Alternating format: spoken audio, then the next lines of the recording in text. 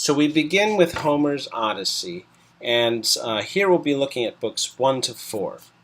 Now, the Odyssey, if you recall, recounts the voyages of Odysseus, the great hero of Troy, who after 10 years of fighting, sets sail for home only to be delayed for 10 more years. So the Odyssey discusses his time away from home, the suffering that he goes through, the great fantastical things that he has seen, and it likewise, through the second part of the work, discusses his return home and the revenge that he takes upon these men who are sort of sitting in his house and trying to have his wife marry them because they think he's dead or assume he's dead, and it recounts the revenge that he finally takes upon these men, these suitors. Here we see this picture of Odysseus with his bow and the suitors trying to fight him off. This is kind of the end game of the work, of the epic. Now, let's take a look at the structure of the work. We have 24 books. The first 4 books basically take place in Ithaca, which is where King Odysseus, his home is, and that's where his wife, Penelope, and his son, Telemachus, now live and are kind of under siege by these suitors. The next books 5 to 8, recount during that same time period Odysseus, who is trapped on the island of Ogygia, held by this goddess, Calypso. And in fact, he's finally freed only because Athena, here, another goddess, requests help from Zeus to free him. So he's freed. He in fact encounters some problems on the sea, and he runs in with the Phaeacians on the island of Scheria. And there he finally talks about the various things that he has experienced during his travels, which are recounted in books 9 to 12. After books 9 to 12, we see that Odysseus finally, after 10 years, returns home, and in books 13 to 16, he is reunited with his son, who he hasn't seen since he was an infant, and they plot the revenge upon these suitors who are devastating and have been devastating his house for many years. We have then 17 to 20, where we have the plotting of the revenge against the suitors, where Odysseus is disguised as a beggar. There's various omens, signs, and portents which presage the death of the suitors, and various events unfold that we'll get into when we talk about these books. And finally, there is the great scene where Odysseus strings the bow and slaughters the suitors, very nasty scene, memorable scene. And then the last 2 books are this kind of final test, because Penelope is unsure if this is her husband, in fact. He's been away for 20 years, and then there is peace. So this is the kind of structure of the work. It's a great work, great tale. In fact, many of the tales and epics that we know today have really been built upon the idea of this work. So the main characters within these first 4 books, and we'll encounter some of them throughout, are Athena, okay, the goddess who is kind of the one who gives aid to both Telemachus and to Odysseus, to the house of Odysseus. And we have Telemachus, who is his son, Penelope, his wife, the loyal Penelope. We have Euryclea, who is a maid who raises Telemachus. We have these 2 very nasty suitors who are the leaders, in fact, of the group, Antinous, Eurymachus. We have Nestor, who is the king of Pylos, and Telemachus will be traveling there, the son of Odysseus, will be traveling to see and to speak with Nestor to see if his father is alive, or if he has information. We have Pisistratus, who is the son of Nestor, Menelaus. Telemachus will also travel to Sparta to speak with him, and he is the king of Sparta. He is the husband of Helen, who was abducted, who caused the war, and he's also the brother of Agamemnon. So the work itself starts with the Proemium. It's called usually the introduction. And in this introduction, the following lines are sort of sung. So, sing to me of the man Muse. This is in fact a very important statement which all of the great oral poets of tradition made. It's kind of recaptured in some of the later works, the Latin works such as Virgil's Aeneid and others. They use this phrase, but in fact, for the older poets such as Homer and even earlier oral poets, this was an important line, because we have to remember that they didn't have any writing at the time, or at least most of them were illiterate, and so they would memorize these great long poems, and before they sang them to a crowd, they would therefore sing to the Muse, pray to the Muse, basically, who was the daughter of both Zeus and Mnemosyne, the goddess of memory and culture, for her aid. And so, of course, in singing to the Muse, the poet is saying, help me to remember the poem, but also the Muse imparts inspiration about the truth of the past events. So this is interesting because when you look at the Odyssey and the Iliad of Homer, this is not just a fictional poem. It's a mythological, historical account of the history of the Mycenaeans. And interwoven in this history, we see are the gods and the goddesses. We see various monsters that are encountered throughout. But we also see actual historical events, especially in the Iliad, and possibly historical individuals. Well, certainly historical individuals such as Agamemnon, and Odysseus, and Achilles. And so these people lived, and so what we have is a history interwoven with fiction. And so when Homer asks for inspiration, he's also asking for inspiration to recall the truth about the past that he's about to tell and sing. So we have a bunch of themes here, which we'll go through. Pallas Athena, who's the kind of protector of Odysseus, Pallas, from Palo, meaning to brandish, she's a kind of warrior goddess, and from Palakis, meaning a youth or a young woman, since she's usually depicted as a young woman, though she is immortal. Now, at the beginning, in the first book, Pallas Athena calls an assembly of the gods. Odysseus has been stranded on the shores of the island of Ogygia for many years now, and he's held there by the nymph, who is herself a goddess. She's not an Olympian, Calypso. Now, Calypso has kind of fallen in love with Odysseus, so a goddess has fallen in love with this man. Actually, a few goddesses will fall in love with him. And she wants him to marry her. She promises him various things, such as wealth and even immortality. But poor Odysseus, all he wants is to return home to his wife and his son and to his beloved island of Ithaca. And so he's very upset. And so he you can imagine, he prays to the gods for aid. And Athena, hearing this, calls upon Zeus to aid Odysseus. Now, one of the problems that Odysseus faces, which will be told later when he talks about his stories to the Phaeacians and his travels, is that he has angered Poseidon, who is the god of the sea, who is also the brother of Zeus, the king of the gods, because he has blinded Polyphemus, the son of Poseidon. And we'll see that actually Odysseus had very good reason to do so, but in fact he acts foolishly. The wise Odysseus acts a bit foolishly at some point, so that Poseidon gets wind of who has done this to his son, and therefore torments Odysseus, because remember, Odysseus is traveling by boat, by sailboat, and Poseidon is the god of the sea. Being angered, he has a very easy way of keeping Odysseus from getting home. In any case, Zeus answers Athena's call and sends Hermes, eventually we'll see this later, to Ogygia to force, basically, Calypso to set Odysseus free. Before all of this occurs, Athena goes to Ithaca to help the son Telemachus, And there's going to be a specific reason why she's going to do this.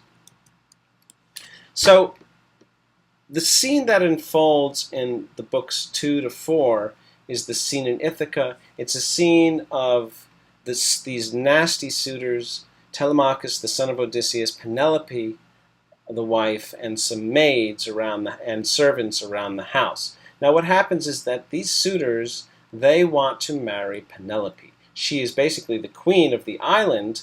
Her house is extremely wealthy. And her husband has been gone for 20 years. So you have to imagine that after 10 years of war, most of the Greeks, after conquering Troy, returned home, those who lived. Some of them died at sea.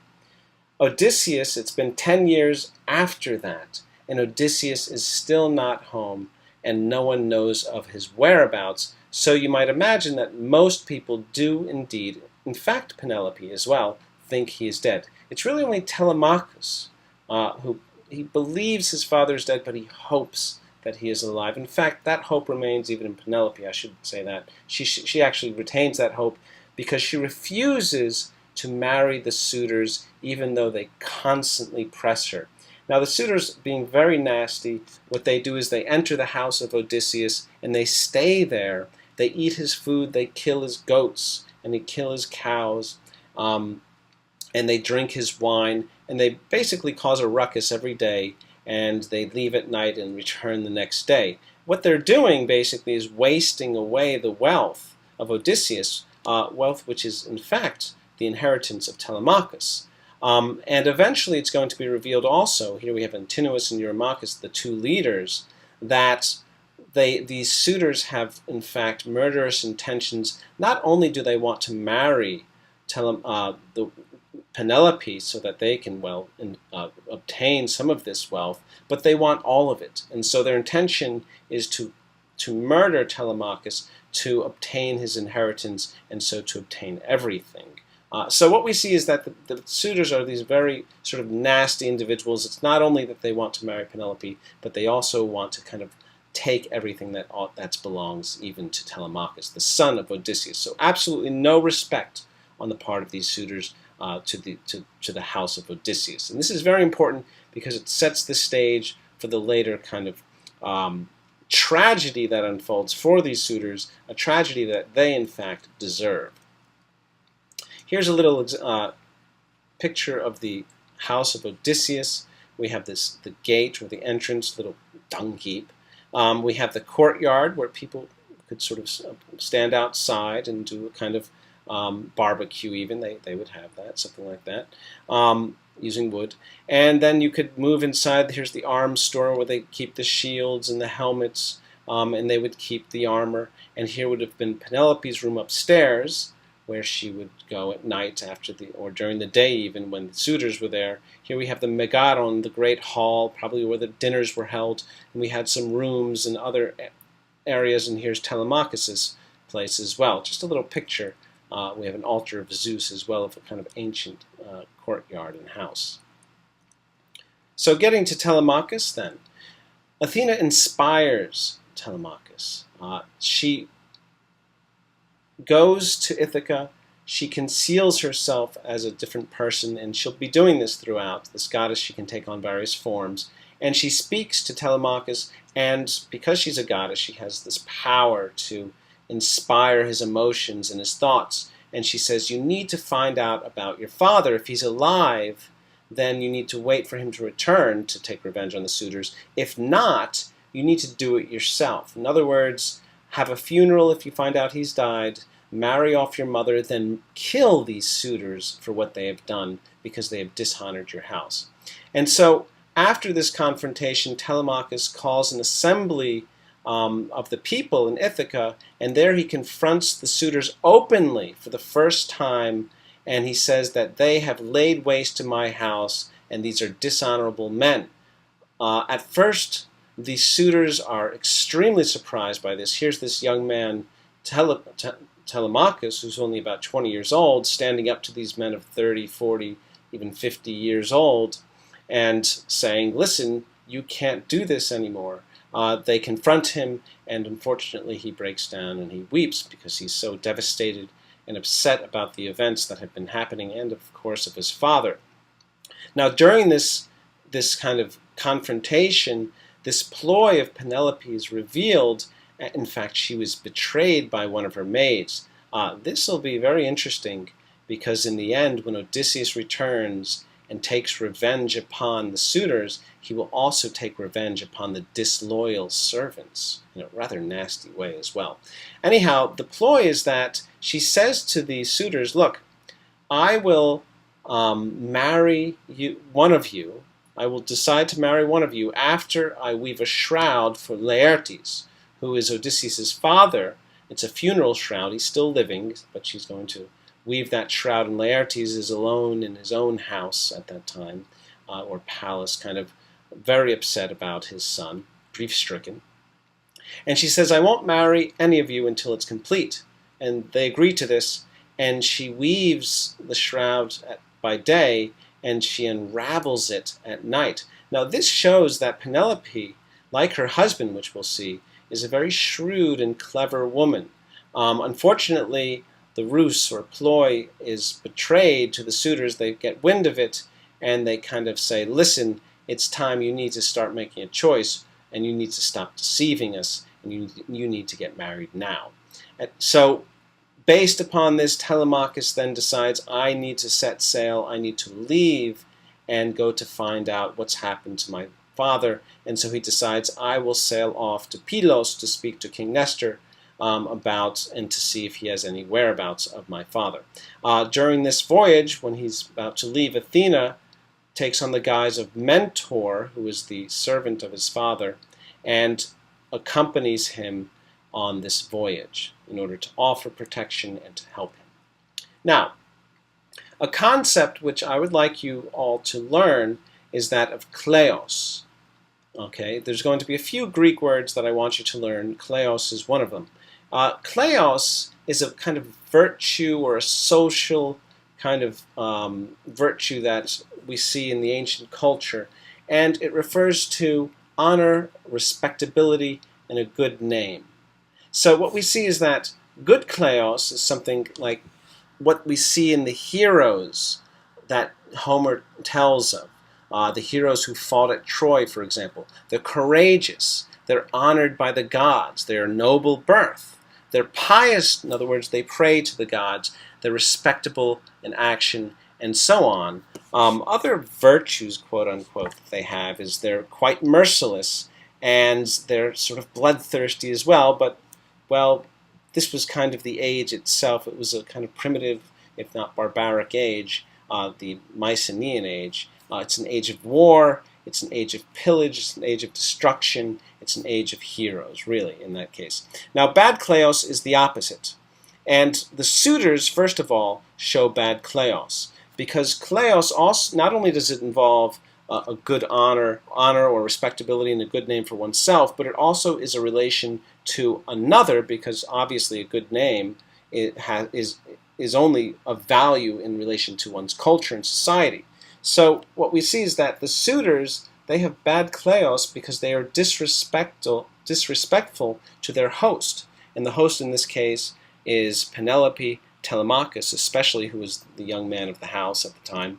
And they disrespect Telemachus as their host, and so they are bad guests. And so this is also part of kleos, is this relationship between a guest and a host. It's extremely important for the Odyssey because indeed the suitors need to kind of be revenged for their actions. The gods see it and dislike the suitors, and so all of this is going to set up the fact that these suitors need to be destroyed in the end. And so we have this tale of Aegisthus and Agamemnon. This tale arises from events that actually occur prior to the Trojan War and lead up to the end of it. So what happens here is that Agamemnon, who is the commander of the Greeks or the Mycenaeans against the Trojans, calls all of the men together and they gather on the beaches of Greece along with their ships and all the kings who will lead them, the sub-kings sort of. And they're about to set sail when suddenly the wind simply will not blow. This is an event that's actually common in Greece. It's sometimes in the summer, for example, there's simply no wind at all. Beaches are perfect, like oil, and suddenly the winds will pick up and become quite tumultuous. Well, in this case, there was no wind whatsoever, and so Agamemnon decides, because the men are becoming at this point sort of rebellious, if not mutinous, that what he'll need to do is consult one of the priests. A lot of these events are actually recounted in Euripides, one of the tragedians, in his Iphigenia, who is the daughter of Agamemnon. In any case, he consults the priest, who tells him that he has offended the goddess Artemis and that she demands, in order for the winds to start up again, the sacrifice of his daughter Iphigenia. Now, of course, Agamemnon is deeply upset by this, but because he's so concerned about, first of all, his own good name, Kleos. This is an important point, and there's a lot of interesting connections between Odysseus, Telemachus, and Agamemnon in terms of Kleos. In any case, he's so interested in this that he, in the end, makes the terrible decision to sacrifice his daughter. So what he does is he sends a courier, a messenger, to his daughter and to his wife, who was living at home at the time, and asks his wife to send the daughter to the camp because the daughter will be married to Achilles, the great hero Achilles. Now, of course, this is all a tall tale and a lie, and he even says to his wife, don't come, just send the daughter.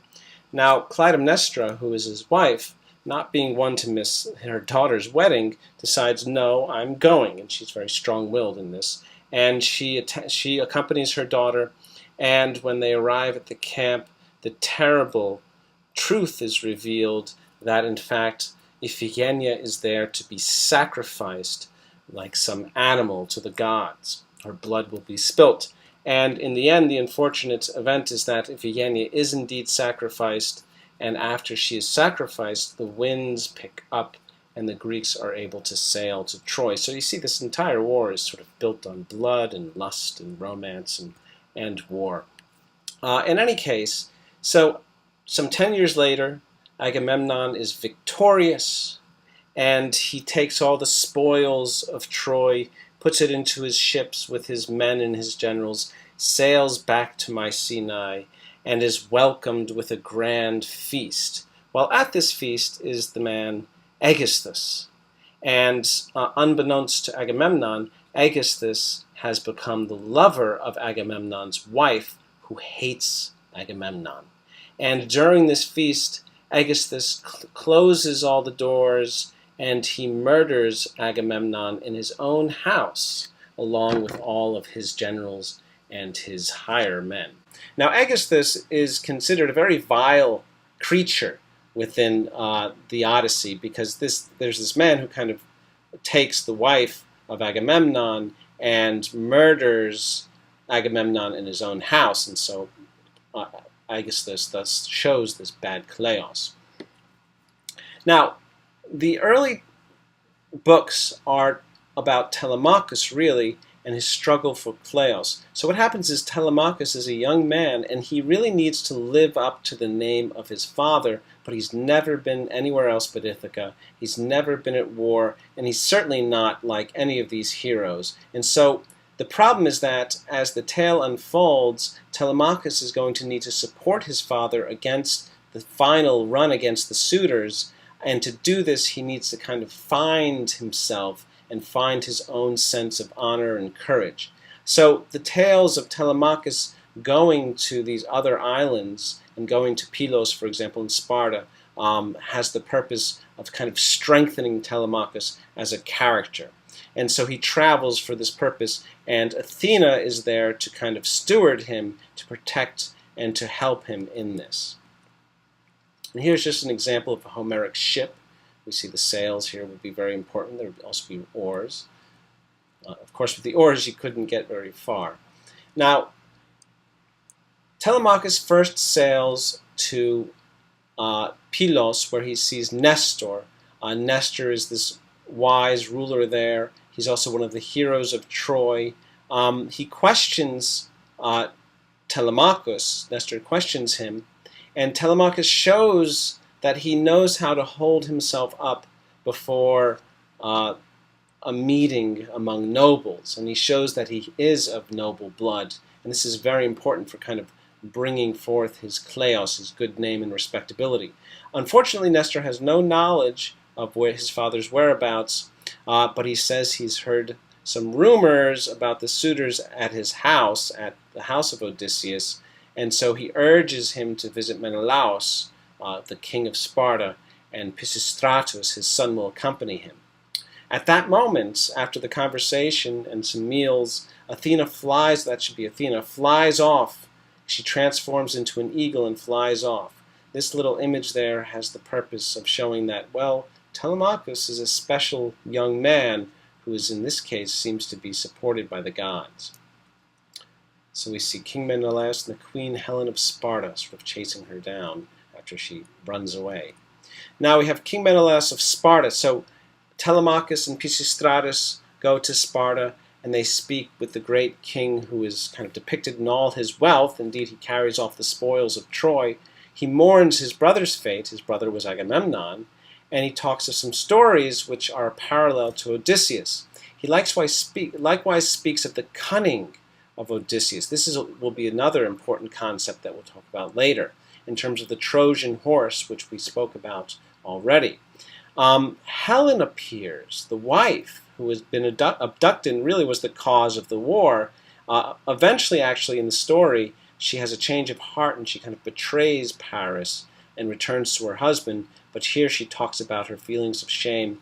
And what's most important is that she recognizes that Odysseus must be your father or your relation. And so this kind of confirms his noble blood in Telemachus. And finally, he gets news of Odysseus. He's still possibly living, Menelaus says, and it's been heard that he is the captive of Calypso on the island. So this is very important news that's given to Telemachus. So we turn now to the next books, books 5 to 8. We're going to see a complete change of scene. We're going to change from Ithaca, where Telemachus was, and the island of Pylos and Sparta, where his travel, the lands of Pylos and Sparta, where he travels to speak with these kings about the whereabouts of Odysseus, and then it transitions to Ogygia, where we see Odysseus, who is held hostage by Calypso. And some of the main characters here, we're familiar with some of them already. We have Odysseus, we have Calypso, the nymph and goddess, Hermes, who we've seen, Nausicaa, who is the Phaeacian princess who he'll encounter on the shore once he reaches the Nausicaa, Phaeacia itself.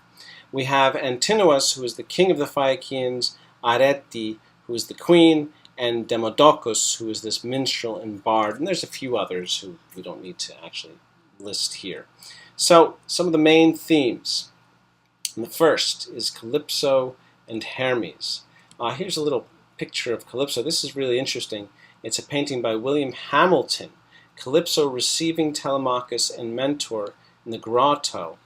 This is interesting because, in fact, Telemachus, the son of Odysseus, is depicted here as meeting Calypso, when in fact this never occurs within the Odyssey, and it's actually from a later story by Francois Fenelon, The Adventures of Telemachus. It's interesting. Actually, I found a website hosting paintings in which this was hosted, and they actually had gotten this wrong and said, no, this was from the Odyssey, and I actually had to email them and say, you got it wrong, and whoever it was who was running the site responded and said, thank you very much, we really appreciate it. And they changed it. So you have to be careful with some of these depictions and the stories, because throughout all history, Homer is interwoven into lots of our concepts, and lots of poets and writers have actually taken lots of his ideas and built upon them. We have also a picture here of Hermes, the messenger god, and he's carrying the infant Heracles, or Hercules, who was the son of Zeus and renowned for his great strength. And there's many tales of Hercules within literature. Here we see a map of Odysseus' travels. We'll have to talk about this again later when he discusses all the things that he's been through. What's important now is the island here of Ogygia, where he is, and we'll see that Ithaca is already over here, and Troy over here. So we see that Odysseus leaves Troy. He encounters some problems, especially through some problems. He gets lost, and he ends up all the way over here, north of Africa, west of Sicily, on this island of Ogygia, and he's going to have to travel all through here and finally pass through the Scylla and Charybdis until he can finally get home. So he has quite a trip, quite to go through before he actually lands at home again. Here's a little picture. This is actually a real picture of apparently Calypso's cave, which is thought to be somewhere on Malta, Gozo Island. So, of course, whether this is the case or not, no one can know, but it's a great cave that one should visit. One could visit, and it seems to be within the area, somewhere around there, so it's possible that it is the island itself. Now, the main point here is that so these are some books later now, Hermes now arrives at the cave of Calypso, being sent by Zeus, and he orders her to release Odysseus. This is very interesting because we see that there's this hierarchy among the gods where Zeus is the one in charge, and the other gods, since he's the king, of course, have to adhere to his will, even though they're not very happy with it. Indeed, Calypso is not even an Olympian. She's not one of the great gods. Okay? She's a kind of minor goddess. But she complies because, of course, she fears the wrath of Zeus, and there's many tales of even gods defying Zeus and receiving a very bad penalty as a result for it. So she complies, and she goes out of the cave, and she finds Odysseus, who is on the shore weeping. Of course, he's terribly upset because he wants to leave. And she tells the man that he can finally leave, and she acts as though she's permitting him to leave. She doesn't tell him that she was ordered to. This is kind of an interesting point about the pride of the gods. And Odysseus is overjoyed. He does not, however, trust her, and he forces her to promise him safety. He constructs a ship. It's actually really interesting to read about the account of him constructing that ship.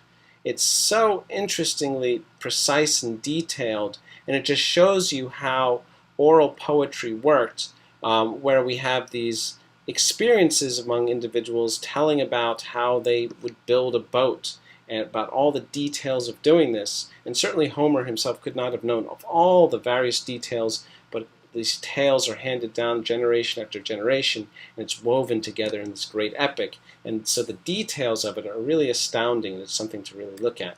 And he leaves 5 days after, and you'll see this craft, it takes him only 5 days. It's kind of interesting, so make sure you read that part. And so there he is at sea. And what happens? So let me just make sure. While he's at sea, Poseidon, the god of the seas, of course, he gets wind of this, and he's quite angry at Odysseus, and he sends winds, and he destroys his little craft for Odysseus, even if Calypso was going to help him.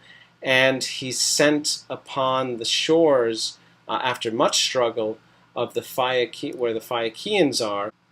And once he finally gets into contact with the king and queen there, and after discussing with them and showing them who he is, finally they offer to give him help, and they bring him back home.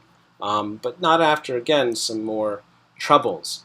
And so what we see here is that the Odyssey, and Odysseus, that's where we get the word Odyssey, of course, is a story of really suffering and overcoming, as I say here. We have life and death and love and lust and greed and hope and despair.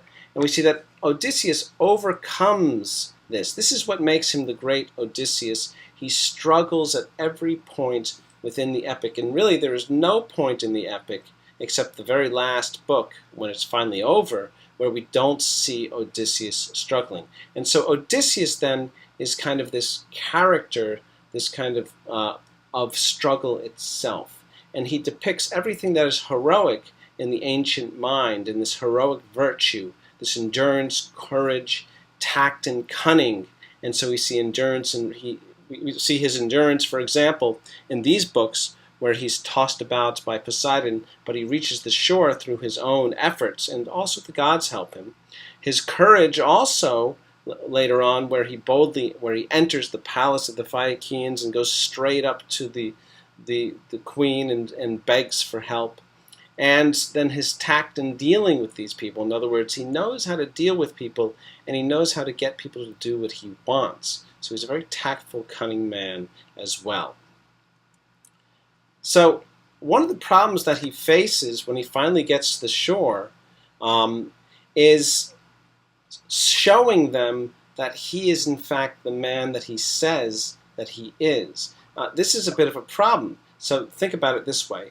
Here's Odysseus, almost some 10 years away, 20 years away from home, stranded on Ogygia, the island with Calypso. She finally lets him go. He gets shipwrecked once again on Scheria, and then after meeting the daughter, and you'll see the tale where he meets the daughter, he goes to the palace and he meets the king and queen. And so they have to figure out, who is this man? What is this man doing on his own? And they see that this man, that Odysseus, is full of great sorrow. And so the first thing that they notice about him is that he has this struggle, this deep struggle, is part of his character. And so he kind of emits this great character, this magnanimous character from within. And so in reclaiming Kleos, the idea here is that Odysseus needs to show who he is, but he can't just say, I'm Odysseus, because any person could do that. He has to show them that I am Odysseus. I am in fact the man of the legend of Troy, and I need your help to get me back home. And so what he does at first is he conceals himself. And here we have another term. The notion of a xenos is a stranger. It's not too important, but it is an interesting notion that comes out. And he has to prove his true identity. And so at first he conceals himself. He doesn't quite give away who he is. He allows himself to sort of integrate a little bit with the individuals, the king and the queen, and to show who he is through his actions rather than just sort of saying, I am Odysseus. Now again, the Phaeacians sense his nobility.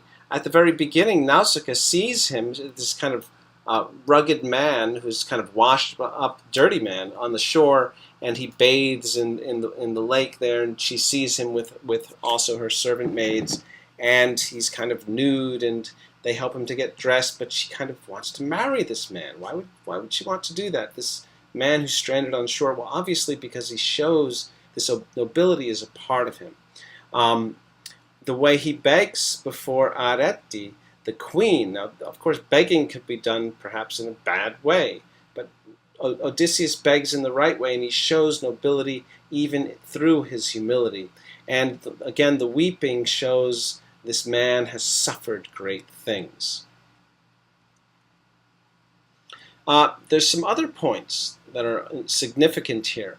We have the poet Demodocus throughout will offer these tales, and the tales are in fact the tales of the siege of Troy, in which Odysseus is featured as one of the warriors and the heroes who in fact goes through this experience, and there's Odysseus listening. And so what we see is that Odysseus needs to affirm that, look, I am the man in those tales. Okay, I am Odysseus. Broadsea is this kind of brutish fellow. Now what happens is that as the Phaeacians host Odysseus, they have these kind of Olympic games of sort that they give. Just these kind of games they run, including wrestling and throwing the shot put, and this man challenges him. And Odysseus was known to be one of the great wrestlers, and he kind of wins within the Iliad during the Olympic Games, which are shown within that work, and he becomes the winner of the Olympic wrestling in that. And he also throws the shot put furthest. And so in being challenged, Odysseus shows that he is actually better than all of the Phaeacians. So only a great man could actually outdo them in this way. So let's consider some literary points. Okay, so we went through these last books a bit quickly, just because the main points you really need to read for yourself. What you want to look at when you're reading is the following. We see the parallel in the first 4 books and the next 4 books between Telemachus and Odysseus is essential. Both of them need to affirm kleos, a good name. Telemachus basically has to gain it because he's a young man. And so he sets out on this voyage to show that, well, I can confront harsh difficulties and realities. And indeed, later on, he will return home and be a kind of hero on his own. He goes out and he achieves these things. Odysseus is already the great Odysseus, but now he is also a xenos, a stranger on Phaeacia, and so he has to convince them that he is the man that he says he is so that they can help him. What we see also here is the generosity of the Phaeacians, and they will actually give him many gifts and help him in their aid in helping him to return. So what happens is that finally they come to realize, and this is going to happen later on, that this must definitely be Odysseus. And of course Odysseus, he has lost all the wealth that he had, and really the spoils which he took from Troy. It was shipwrecked, and so he's given gifts by the Phaeacians which far outweigh which he had received, and it shows the generosity, the kleos of the Phaeacians themselves in helping a stranger, xenos. And finally, there's these questions about his identity are finally going to be confirmed when he tells them these interesting but rather fantastical tales that take place in books 9 to 12. And so after that, they say, this must definitely be Odysseus, and so there must be no other question of who this man is.